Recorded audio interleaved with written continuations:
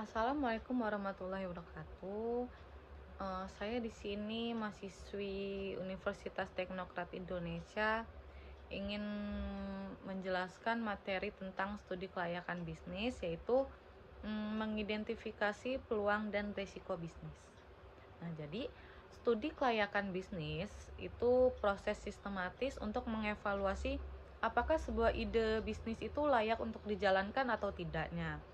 Terus salah satu fokus utama dari studi kelayakan bisnis ini itu adalah mengidentifikasi peluang yang dapat dimanfaatkan serta resiko yang perlu diantisipasi nantinya.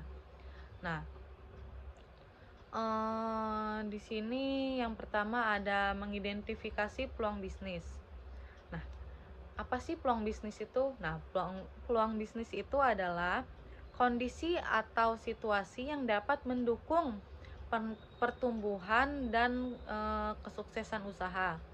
Nah, dalam studi kelayakan bisnis itu, peluang diidentifikasi melalui analisis seperti pasar, bisa jadi analisis seperti pasar, kayak memahami kebutuhan pelanggan, segmentasi pasar, dan tren yang sedang berkembang gitu.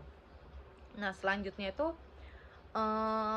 analisis seperti persaingan mungkin ya. Persaingan itu kayak mengidentifikasi kelemahan pesaing kayak yang bisa dimanfaatkan untuk memenangkan pasarnya. Nah, yang selanjutnya itu ada mengidentifikasi risiko bisnis. Nah, setiap peluang biasanya itu diiringi oleh resiko. Nah, studi kelayakan bisnis ini kayak membantu mengidentifikasi potensi hambatannya. Kayak sepertinya itu, ambil aja contohnya resiko keuangan ya. Resiko keuangan itu kan biasanya ketidakpastian dalam pendanaan, kayak biaya operasional yang tinggi atau ketergantungan pada sumber pendapatan tertentu. Nah, selanjutnya saya pengen ngambil analisis risiko operasional, kayak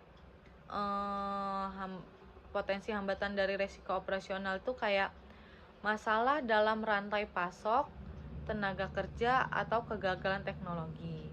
Nah, selanjutnya itu yang ketiga ada proses analisis peluang dan resiko. Nah, studi kelayakan bisnis ini kan menggunakan berbagai metode kan, kayak untuk menganalisis peluang dan resiko.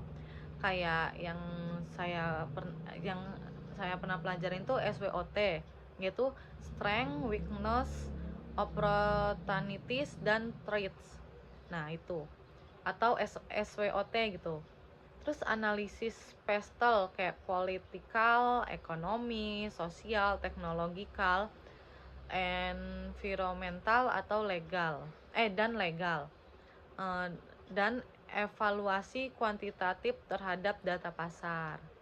Nah, itu saja yang bisa saya jelaskan tentang materi mengidentifikasi peluang dan risiko bisnis.